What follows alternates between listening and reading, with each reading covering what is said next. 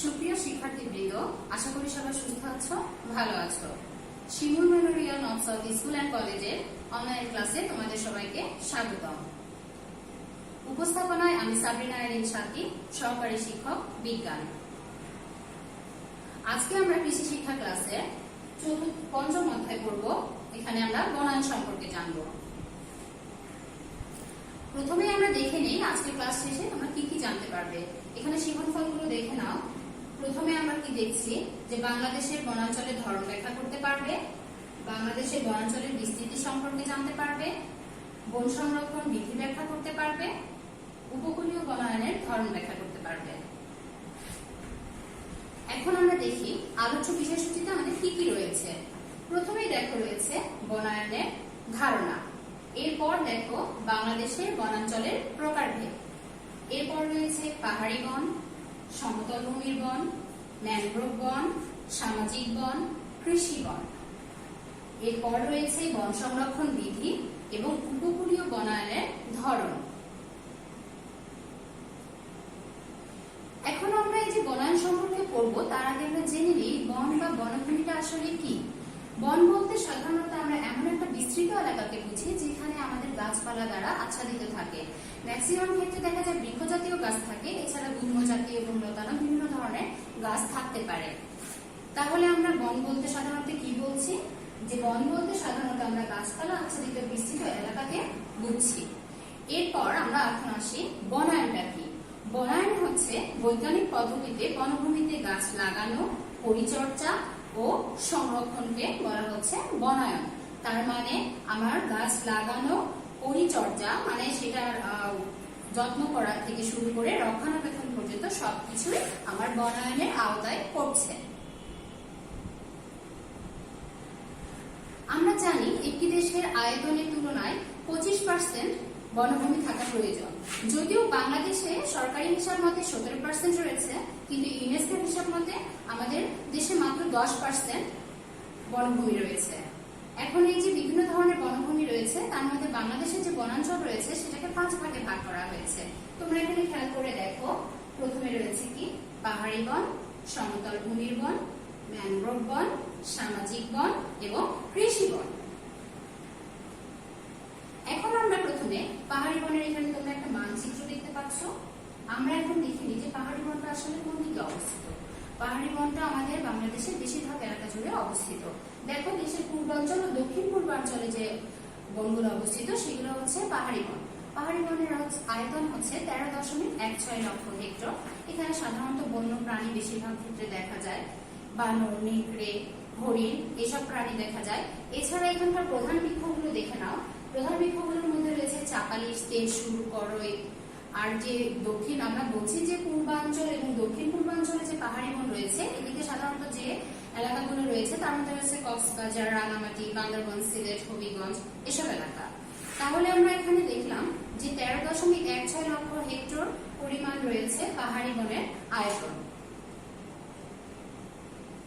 এখানে একটা পাহাড়ি বনের ছবি দেওয়া আছে, তোমরা নিশ্চয়ই দেখতে পাচ্ছ। এখন আমরা সমতল ভূমির বনটা দেখি। সমতল ভূমির মানচিত্র দেওয়া আছে এখানে, তোমরা খেয়াল করে দেখো। সমতল ভূমি বলতে আমরা দেখো প্রথমে আমরা যে জায়গাটায় থাকছি বা রাজশাহী যে এলাকাটায় আমরা আছি এটাও কিন্তু সমতল ভূমির মধ্যেই পড়ে। তাহলে সমতল ভূমির যে বনাঞ্চল সেটার মধ্যে রয়েছে বৃহত্তর ঢাকা, টাঙ্গাইল, রংপুর, দিনাজপুর, কুমিল্লা সহ এই অঞ্চলটাকে আমরা বলছি সমতল ভূমির বন। আর সমতল ভূমির বনের আয়তন হচ্ছে 1.23 লক্ষ হেক্টর। তাহলে আমরা এখানে কম্পেয়ার করে দেখতে পাচ্ছি যে আমাদের যে পাহাড়ি বন রয়েছে সেটার তুলনায় সমতল ভূমির পরিমাণ, যে সমতল ভূমির বনের পরিমাণ অনেক কম। এই কম হওয়ার কারণটা হচ্ছে আমাদের সমতল ভূমিতে বেশিরভাগ ক্ষেত্রে মানুষের বসবাস হয়ে থাকে। তো মানুষ যেখানে বসবাস করে বসবাসের বাসস্থানের প্রয়োজনে হোক অথবা দেখা যাচ্ছে কৃষি জমির প্রয়োজনে, বিভিন্ন প্রয়োজনে তারা কি করছে গাছপালাগুলো কেটে ফেলছে। এই জন্য আমাদের সমতল ভূমির যে বন রয়েছে সেখানকার আয়তনটা অনেক কম, সেটার পরিমাণ দিন দিন কমে যাচ্ছে। এখানে তেমন একটা হিংস্র প্রাণী দেখা যায় না, তবে কিছু আমরা নর্মালি যে প্রাণীগুলো দেখতে পাই হরিণ, বানর আর পাখির মধ্যে রয়েছে দেখা যাচ্ছে ঘুঘু, দোয়েল এই ধরনের পাখি দেখা যায়। আর বৃক্ষের মধ্যে রয়েছে তোমরা এখানে দেখতে পাচ্ছ শাল, গজারি, জারুল, এগুলো হচ্ছে এই সমতল ভূমির বনের প্রধান প্রধান বৃক্ষ। এখানে একটা সমতল ভূমির চিত্র দেখতে পাচ্ছ। এখন আমরা আসি ম্যানগ্রোভ বনে। ম্যানগ্রোভ বন বলতে আমরা বুঝি নোনা পানির যে এলাকাগুলো আছে, বিশেষ করে আমাদের এখানে খেয়াল করে দেখো খুলনা, সাতক্ষীরা, বাগেরহাট জেলার দক্ষিণে যে অংশটুকু আছে সেই অংশটুকুকে আমরা কি বলছি যে ম্যানগ্রোভ বন। ম্যানগ্রোভ বনের সবচেয়ে বড় উদাহরণ হচ্ছে আমাদের সুন্দরবন। আমাদের এই সুন্দরবনটা হচ্ছে ম্যানগ্রোভ বন। এই বনের একটা বিশেষ বৈশিষ্ট্য হচ্ছে এই বনে যে উদ্ভিদগুলো আছে তাদের যেহেতু এখানকার মাটি অনেক লবণাক্ত, এই জন্য তাদের যে শ্বাসমূল থাকে সেটা বায়বীয় শ্বাসমূল। দেখো এটা মাটির গভীর না গিয়ে উপর দিকে উঠে আসে। তো এটা হচ্ছে বিশেষ ধরনের বৈশিষ্ট্য এই যে ম্যানগ্রোভ বন আছে বা সুন্দরবন আছে এই জায়গার উদ্ভিদের। ম্যানগ্রোভ বনের প্রধান বৃক্ষ হচ্ছে সুন্দরী বৃক্ষ। এই সুন্দরী বৃক্ষের নাম অনুসারে এই যে বনের নামকরণ করা হয়েছে সুন্দরবন। এছাড়া এই বনের আরো অনেক বৃক্ষ রয়েছে, তার মধ্যে দেখো এখানে তোমরা খেয়াল করে একটু দেখো গেওয়া, গরান, পশু, গোলপাতা এরকম বিভিন্ন ধরনের গাছ রয়েছে। এগুলো হচ্ছে আমাদের সাধারণত আমরা ম্যানগ্রোভ বনে দেখে থাকি।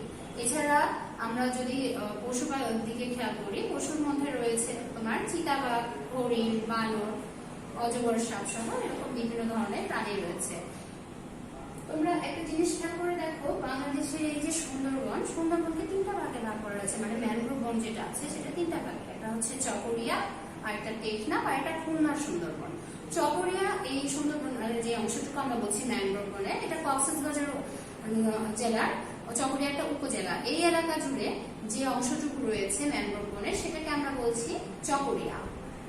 এরপর দেখো টেকনাফ আছে, খেয়াল করে দেখো এখানে টেকনাফ আছে। টেকনাফের যে এলাকা জুড়ে তোমার এই ম্যানগ্রোভ বন রয়েছে সেটা হচ্ছে টেকনাফ। আর খুলনার সুন্দরবন হচ্ছে খুলনা জেলার ভিতরে যে সুন্দরবনের অংশটুকু অবস্থিত সেটা আমরা বলছি খুলনা সুন্দরবন। সুন্দরবনের আয়তন হচ্ছে 10,000 বর্গ কিলোমিটার। এর মধ্যে 6,000 বর্গ কিলোমিটার আমাদের বাংলাদেশে অবস্থিত, আর বাকি যতটুকু থাকছে 4,000 বর্গ কিলোমিটারের মতো সেটা হচ্ছে আমাদের পার্শ্ববর্তী দেশ ভারতে অবস্থিত। এখানে আমি বলেছিলাম যে বায়বীয় শ্বাসমূল দেখা যায় সুন্দরবনে যে উদ্ভিদগুলো রয়েছে। তোমরা খেয়াল করে দেখো এখানে উপরে যে বৃক্ষগুলো এরকম লম্বা লম্বা তোমরা সুচালু কিছু অংশ দেখতে পাচ্ছ।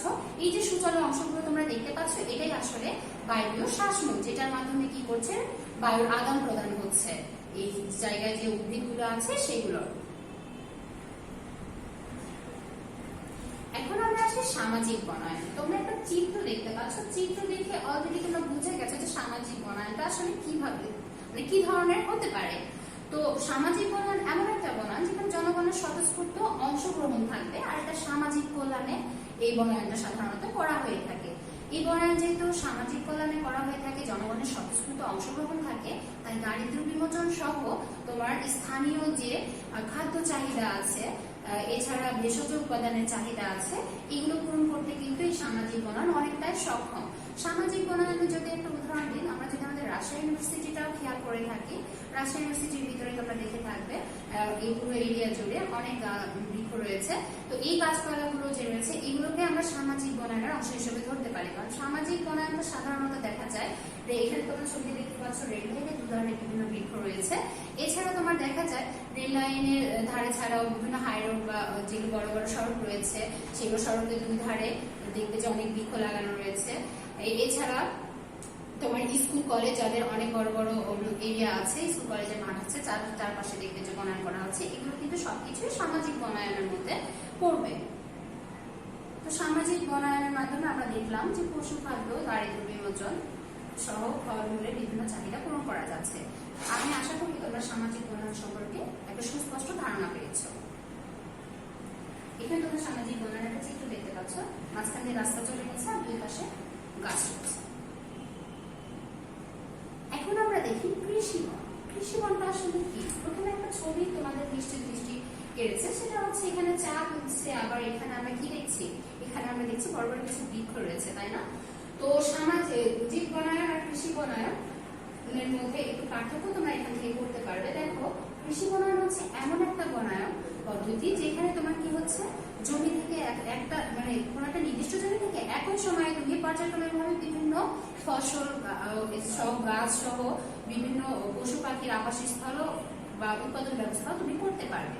এই বনায়নের ফলে কি হচ্ছে, তোমার একই জমিতে যেহেতু বিভিন্ন ধরনের উদ্ভিদ বা বৃক্ষ লাগানো হচ্ছে, তাহলে এট এ টাইমে দেখা যাচ্ছে তুমি বিভিন্ন ধরনের, তোমার যে জায়গায় হয়তো আলাদা আলাদা জায়গার দরকার ছিল, তুমি দুই ধরনের হয়তো ফসল উৎপাদন করছো বা দুই ধরনের ফসলের সাথে বৃক্ষ উৎপাদন করছো, তুমি এক জায়গায় ফসল লাগাচ্ছ এক জমিতে, আরেক জায়গায় তোমাকে কি করতে হচ্ছে, আরেক জায়গায় তোমাকে ওই গাছটা হয়তো আম গাছ বা জাম গাছ লাগাতে হচ্ছে। সেই জায়গায় তুমি কি করছো, যখন একই জমিতে তুমি বা জমির ধার দিয়ে তুমি এই ধরনের বৃক্ষ প্লাস ফসল দুটো একসাথে চাষ করার সুযোগ পাচ্ছ, তোমার কিন্তু একই জায়গায় তুমি দুই ধরনের ফসল উৎপাদন করলে অবশ্যই তুমি লাভবান হবে। আর এখানে আমরা কিছুক্ষণ পরে দেখবো যে 4 ধরনের পদ্ধতি রয়েছে। যেহেতু এই কৃষি বন পদ্ধতিতে, কৃষি বনায়নের মাধ্যমে আমরা কি কৃষি মানে ফসল চাষের পাশাপাশি আমরা কি করতে পারি, মৎস্য উৎপাদন করতে পারি। তাহলে দেখো আমরা মাছ পাচ্ছি, ফসল পাচ্ছি, বৃক্ষ থেকে ফল পাচ্ছি, সব এট এ টাইমে পাচ্ছি। তাহলে একটা মিশ্র খামার পদ্ধতি হয়ে গেল। তাই যারা মিশ্র খামার চাষী তাদের জন্য এটা কিন্তু খুবই লাভজনক। তারা যে একসাথে বিভিন্ন ধরনের জিনিস উৎপাদন করতে পারছে, এই জন্য এটা খুবই একটা লাভজনক প্রক্রিয়া। এখন তোমরা খেয়াল করে দেখো যে কৃষি বনের পদ্ধতিতে আমরা 4 ধরনের লিখছি। এটা হচ্ছে ফসল বন, তৃণবন, কৃষি তৃণবন ও কৃষি বন মৎস্য খামার। এই যে কৃষি বন মৎস্য খামার দেখছো, আমি কিছুক্ষণ আগে যে কথাটা বলেছিলাম যে আমরা দেখা যাচ্ছে জমিতে আবার কি করতে পারছি, মাছও চাষ করতে পারছি। সাধারণত তেলাপিয়া, তারপর তোমার পুঁটি, মৃগেল, এই ধরনের মাছ অনেক সময় চাষ করা হয় ধানের জমিতে। আর মাঝে দেখা যাচ্ছে যে ধার দিয়ে আমি হয়তো আম গাছ বা অন্য বৃক্ষ জাতীয় গাছ, ফলমূলের গাছ লাগিয়ে দিলে তাহলে সেটাও পাওয়া যাচ্ছে। আর ফসল পদ্ধতিতে ফসলে দেখা যাচ্ছে ওখানে তোমার পাখিগুলোতে বিভিন্ন পশু খাদ্য রয়েছে। পশু খাদ্যের মধ্যে ধইঞ্চা একটা পশু খাদ্য, এই ধরনের উদ্ভিদগুলো সাধারণত চাষ করা যায়। এগুলো মাটির সাথে মিশিয়ে দিলে অনেক সময় তখন পচিয়ে যখন মিশিয়ে দেওয়া হয় মাটির উর্বরতা বৃদ্ধি পায়। তাই মাটির উর্বরতা বৃদ্ধি পেতে ওপর দিয়েও কিন্তু আমার কৃষি বন খামার যেটা আছে বা কৃষি বনায়ন যে পদ্ধতিটা আছে, এটা কিন্তু খুবই উপযোগী।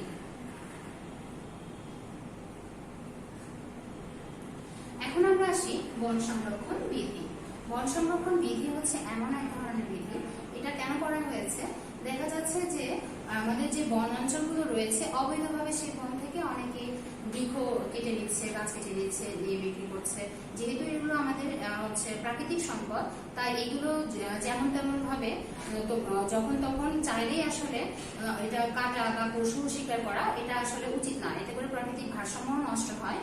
তো যেহেতু মানুষজন অবৈধভাবে দেখা যায় যে গাছপালা কেটে ফেলে, পশু শিকার করে, এগুলো থেকে রক্ষা করার জন্য তখন উপমহাদেশের সর্বপ্রথম খেয়াল করে দেখো 1927 সালে করা হয় কি, একটা বন সংরক্ষণ আইন করা হয়, যাতে করে কোন একটা বনাঞ্চল থেকে, সরকারি বনাঞ্চল বা নতুন বনাঞ্চল থেকে তোমার গাছ কাটা, অপসারণ, পরিবহন, এগুলো একটা সুনির্দিষ্ট আইন বা বিধানের মাধ্যমে হয়ে থাকে।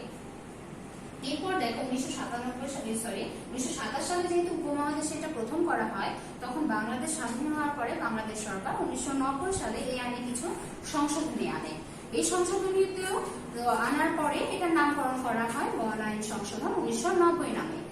এর পরবর্তীতে দেখা যায় যে আইনটা ছিল সেটাতেও এই যে অবৈধ কাজগুলো বা অন্যান্য যে ক্রাইমগুলো আছে সেটা করা যাচ্ছে না, সেটা রোধ করা যাচ্ছে না। তখন এই আইনে আরো কিছু সংশোধনী আনা হয়। এটা 1996 সালে এই সংশোধনী আনা হয়। সেটা হচ্ছে সর্বশেষ আপডেট যে আইনটা রয়েছে সেটা, এটা হচ্ছে বন সংরক্ষণ আইন। এরপর দেখো বন্য প্রাণী যেগুলো রয়েছে, সেই বন্য প্রাণী সংরক্ষণের জন্য একটা আইন করা হয়, সেটা হচ্ছে 1973 সালে। তোমরা খেয়াল করে দেখো 1973 সালে বাংলাদেশ সরকার বন্যপ্রাণী সংরক্ষণের যে আইন করে, যা বন্যপ্রাণী সংরক্ষণ অধ্যাদেশ 1973 নামে পরিচিত। এই আইন লঙ্ঘন করলে সর্বোচ্চ 6 মাসের জেল সহ 5,000 টাকা জরিমানা এবং সর্বোচ্চ 2 বছরের জেল সহ 2,000 টাকা জরিমানা হতে পারে। এখন দেখো বন সংরক্ষণ বিধি যখন আমরা বললাম, আসলে বন সংরক্ষণটা আমাদের কেন করা প্রয়োজন, আমাদের নিজেদের প্রয়োজনে আমাদের বন সংরক্ষণ করা প্রয়োজন। আমরা বনগুলো যখন সংরক্ষণ করব তখন এটা যে আমাদের মাটির, যেহেতু আমরা জানি যে উদ্ভিদ কি করে, শিকড়ের মাধ্যমে বা মূলের সাহায্যে মাটি আঁকড়ে ধরে থাকে, তাই আমাদের দেখা যাচ্ছে যে বিভিন্ন ধরনের নদী ভাঙন থেকে শুরু করে সমুদ্র উপকূলে যে ঝড়, অন্যান্য জলোচ্ছ্বাস সহ বিভিন্ন প্রাকৃতিক দুর্যোগ দেখা দেয়, এগুলো থেকে কিন্তু বন রক্ষা করে। আর আমরা জানি যে ইকোসিস্টেম আমাদের যেটা আছে সেটার জন্য উদ্ভিদ প্রাণী একে অপরের উপর নির্ভরশীল। তাই আমরা যদি এটা ব্যালেন্স করতে যাই বা ইকোসিস্টেমটা ঠিক রাখতে যাই, তাহলে আমাদের অবশ্যই বন সংরক্ষণ করতে হবে এবং আমাদের প্রাকৃতিক সম্পদ রক্ষা করতে হবে। তাই বন সংরক্ষণ বিধিটা আসলে খুবই প্রয়োজন। এখন দেখো উপকূলীয় বনায়ন। উপকূলীয় বনাঞ্চলকে সাধারণত নড়া মাটির বনাঞ্চল বলা হয়। এটা সাধারণত তোমার যেগুলো সমুদ্র উপকূলবর্তী এলাকা আছে সেগুলোতে তোমার উপকূলীয় বনায়ন হয়ে থাকে। বাগেরহাট, খুলনা, সাতক্ষীরা, পটুয়াখালী, বরগুনা এগুলো জেলা এবং এগুলো যে চরাঞ্চলগুলো রয়েছে এগুলোতে সাধারণত কি হয়ে থাকে, তোমার উপকূলীয় বনায়নটা করা হয়ে থাকে। এই বনায়ন যেটা করা হয় এটাতে তোমার সাধারণত যেগুলো খুব যেগুলো বৃক্ষ অনেক বেশি উচ্চতায় লম্বা হয় এবং উপরের দিকে গিয়ে দেখা যাচ্ছে এটা শাখা প্রশাখা বিস্তৃত হয়, নিচের দিকে হয় না, এই ধরনের বৃক্ষগুলো বেশি লাগানো হয়। আর ওই জায়গার মাটিটা যেহেতু লোনা, তাই সব ধরনের বৃক্ষ ওখানে হবে না। এই জায়গায় বেশিরভাগ উপযোগী বৃক্ষগুলোর মধ্যে রয়েছে দেখো নারকেল, খেজুর, সুপারি। তোমরা যদি সেন্ট মার্টিন দ্বীপের কথায় ধরে থাকো, ওটা যেহেতু সমুদ্রের পাশে এলাকা, দেখবে ওটা নারিকেল চিঞ্জিরা নামে পরিচিত, ওখানে প্রচুর পরিমাণে নারকেল গাছ রয়েছে। তো এই ধরনের বৃক্ষ সাধারণত আমরা কোথায় দেখে থাকি, উপকূলীয় বনায়ন যেটা আছে সেখানে দেখে থাকি। এখানে তোমরা পরে একটা জিনিস খেয়াল করে দেখছো, উপকূলীয় সবুজ বেষ্টনী। উপকূলীয় সবুজ বেষ্টনী হচ্ছে এই যে বৃক্ষ গাছ লাগিয়ে বা বনায়ন করে উপকূলীয় এলাকায় যে বেষ্টনী বা বাঁধের মতো তৈরি করা হচ্ছে, যার ফলে কি হচ্ছে, সমুদ্রের উপকূলের বাঁধ ভাঙা থেকে শুরু করে তোমার ঝড়ঝাপটা থেকে রক্ষা করার জন্য যে একটা প্রোটেকশন তৈরি করা হয়েছে, এটাকে হচ্ছে উপকূলীয় সবুজ বেষ্টনী। যেহেতু উপকূল অঞ্চলে করা হচ্ছে এবং বৃক্ষ লাগিয়ে করা হচ্ছে, এই জন্য এটাকে উপকূলীয় সবুজ বেষ্টনী বলা হচ্ছে। উপকূলীয় সবুজ বেষ্টনী এটা আসলে খুবই কার্যকরী। তোমরা গত মাসে খেয়াল করে দেখবে আমাদের যে 19 থেকে 20 তারিখের দিকে মে মাসে দেখা গেল যে আমফান যে ঝড়টা আসছিল, এটার তীব্রতাটা কিন্তু অনেক বেশি ছিল, ক্ষয়ক্ষতির পরিমাণটা আর অনেক বেশি হতে পারতো। এই যে উপকূলীয় বনায়নের মধ্যে আমাদের সুন্দরবনটাও পড়ে। তো যেহেতু এই যে উপকূলীয় বনাঞ্চল আমাদের সুন্দরবনে প্রচুর বৃক্ষ থাকার কারণে ঝড়ের গতিবেগটা কিন্তু এই সুন্দরবনে এসে অনেকটা কমে গিয়েছিল, তারপরে লোকালয়ে প্রবেশ করেছিল। এর কারণে কি হয়েছিল, ক্ষয়ক্ষতির পরিমাণ আমাদের আসলে যতটা হওয়ার কথা ছিল ততটা হয়নি।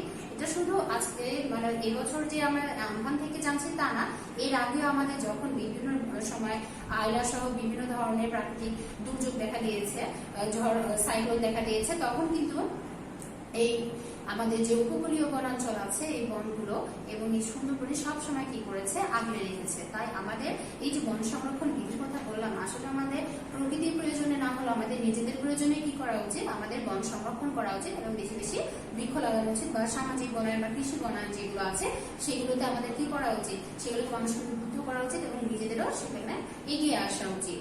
উপকূলীয় সবুজ বেষ্টনী তাদের সুবিধার মধ্যে আমি দেখতে পাচ্ছি যে ঝড়, জলোচ্ছ্বাস, সাইক্লোনের কবল থেকে কি করতে পারে, রক্ষা করতে পারবে। আর এটা কি করতে পারবে, এই যে বিভিন্ন মানুষের সহ বিভিন্ন জীবজন্তুকে রক্ষা করতে পারবে। এখন আমরা যতটুকু পড়লাম আজকে পাচ্ছে, তোমরা খেয়াল করে দেখো এখানে কিছু মূল্যায়নের প্রশ্ন রয়েছে। প্রথমে রয়েছে সামাজিক বনায়ন কাকে বলে। আমি আবার বলছি, সামাজিক বনায়ন কাকে বলে। তাহলে সামাজিক বনায়ন কাকে বলে আমরা শুরু থেকে করে নিলাম যে জনগণের স্বতঃস্ফূর্ত অংশগ্রহণে সামাজিক কল্যাণে যে বনায়ন করা হয় সেটাকে বলা হয় সামাজিক বনায়ন। এরপর দেখো উপকূলীয় বনায়ন কি। আমি আবার বলছি, উপকূলীয় বনায়ন কি। উপকূলীয় অঞ্চলে যে বনায়ন করা হয় সেটাকে কি বলছে, উপকূলীয় বনায়ন। এরপর দেখো ম্যানগ্রোভ বন কাকে বলে। আবার বলছি, ম্যানগ্রোভ বন কাকে বলে। তাহলে এটা হচ্ছে আমার খুলনা, বাগেরহাট সহ ওইদিকে যে এলাকাগুলো রয়েছে সেই এলাকায় যে বনটা রয়েছে সেটাকে আমাদের কি বলে, ম্যানগ্রোভ বন বলে। বাংলাদেশে পাহাড়ি বনের পরিমাণ কত। আমি আবার বলছি, বাংলাদেশে পাহাড়ি বনের পরিমাণ কত। বাংলাদেশের পাহাড়ি বনের পরিমাণ আমরা সর্বপ্রথমে পড়েছিলাম 13.16 লক্ষ হেক্টর। তাহলে আমরা মূল্যায়নটা দেখে নিলাম, উত্তরগুলো আমি বলে দিলাম, আশা করি তোমরা মিলিয়ে নিয়েছো, তোমাদের উত্তরের সাথে মিলে গেছে। এখন দেখো আগামী দিন কি রয়েছে। আগামী দিন আমরা আজকে যতটুকু পড়লাম এটার উপরে কি হবে, আমাদের টপলেস হবে। আমরা যতটুকু আজকে পড়লাম এই পড়াটুকু তোমরা বাসায় খুব ভালোভাবে চর্চা করবে আর অবশ্যই বেশি বেশি বইয়ের অংশটুকু রিডিং করবে।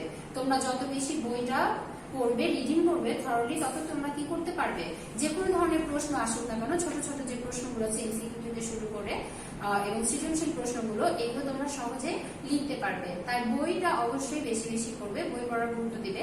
আর ক্লাসটা আশা করি মনোযোগ দিয়ে শুনেছ। আগামী দিনের টপিকসটা খুব ভালোভাবে দিবে সেটাই আশা করি। বাসায় সুন্দরভাবে টপিকসগুলো দিবে এবং চেষ্টা করবে সুস্থ থাকবে, ভালো থাকবে। সবাইকে ধন্যবাদ। আল্লাহ হাফেজ।